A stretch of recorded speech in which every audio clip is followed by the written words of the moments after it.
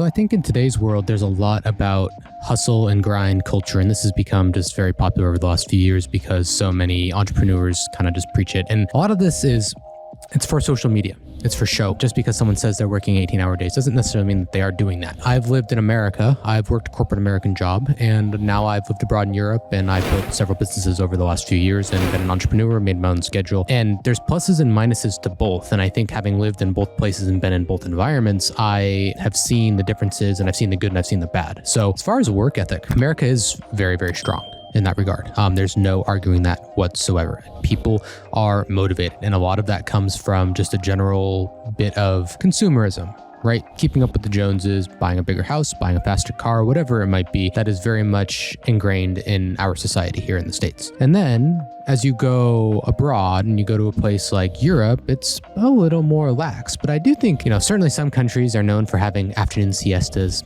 Spain, Portugal, France, Italy. Take afternoon siestas, don't really work too hard, but that's just a stereotype. And, of course, are there people in those countries that do that? Obviously, of course. But it doesn't necessarily mean they all do that. There's plenty of people in Europe who work extremely hard. I think Ukraine is one of those places, especially, I saw what people would do. They would be up at the crack of dawn. They would go to the gym, then commute an hour and a half on the metro or the bus. They'd go to work all day. They'd come home. They don't just order takeout. They cook food. So that's a long day. It's like a 6 p.m. or 6 a.m. to a, 8 p.m. kind of day between going to the gym, going to work, cooking your food, all the commuting really does add up over time. The hustle and grind culture of entrepreneurs is poor. It's not a good thing necessarily. It's not something that you work 18-hour days, because you have to really start looking at what are you doing for those 18 hours a day? Is your business at a point where if you don't work 18 hours a day, is it just going to fall apart without you? Because that's not a place you want to be in. You don't want to have to do that forever. You want to be able to take a vacation and not worry that things are going to just absolutely fall apart without you, because that's not healthy either. Business is your baby. It's your passion. It's your life. A lot of us as business owners will say, yeah, business is my only hobby. And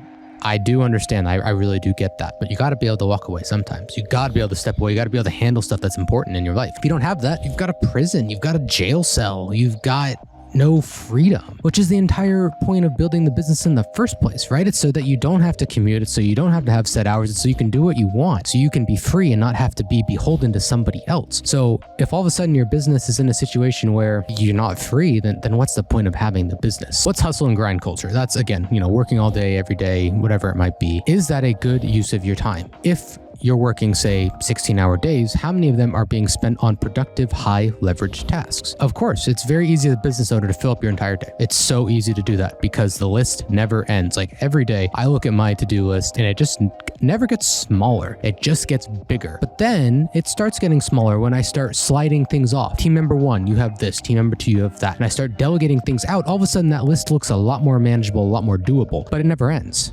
It's very easy as a business owner to work 18-hour days. It's so simple. I could easily fill a week of 18-hour days in a heartbeat. I could do that right now in the next 10 minutes if I wanted to. Fill it up with tasks. But is that healthy? Is that good for me as the business owner in the long term? Is it good for you as a business owner in the long term to work like that? How long can you sustain that before you say, holy hell, I've had enough. I can't do this anymore. And you don't know burnout until you've hit it. And I've hit it a few times. And it takes some time to recover from that when you've just truly been pushing so hard and you finally just kind of break down where you're like, I need a vacation. But then of course, as the business owner, the whole issue is you go on vacation and you keep checking your email, you keep checking your Slack messages, and you don't actually get to enjoy that vacation for anything. That is the question. What kind of business do you want to run? Do you want to have something that requires your input all day, every day, many hours a day? Or do you want something that is on autopilot and runs without you so that you can actually go spend time on things you like? You'd probably be surprised what you might enjoy. So a lot of people say, I don't have time to do this. I don't have time to do that. Why not? For example, I like biking. I like cycling. I like being able to go on a random Tuesday afternoon and say, I'm going to go ride the bike for 4 hours. Even if you don't have something that takes that much time, it's still good to have hobbies that unplug you. Go to the gym. I always say, what's the gym test? Can you go to the gym and work out for 1 hour with your phone in the locker and be okay? Or are you gonna have, problems? You can be anxious from having your phone away in that locker. If you can't step away like that,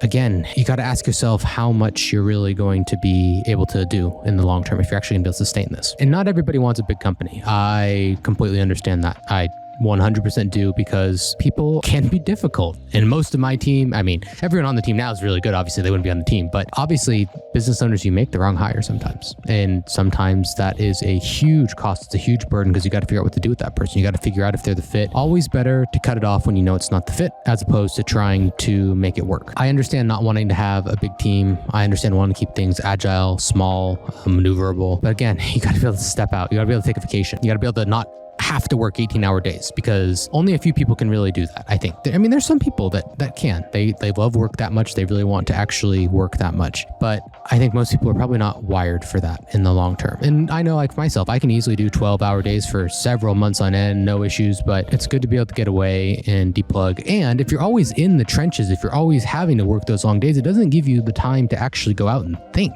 It doesn't give you the time to go for a walk and think long and hard about a problem, because that can be a very good use of your time. If you while you're on a random walk without your phone and you're able to think clearly, no one's bugging you, you're not getting any notifications, if you're able to say, hey, this is an idea, this solves this problem that's going on in my business, then guess what? That's a great use of your time. The trick is doing it without your phone. What I often do is I'll just have like a little notepad, one of those, it's like probably 3x2 more like, and I just keep a notepad and a pen, and if I get an idea, I'll just scribble it down, because it is easy to forget. You have to have time to be stepping away and not be emotional so that you can make the right decision.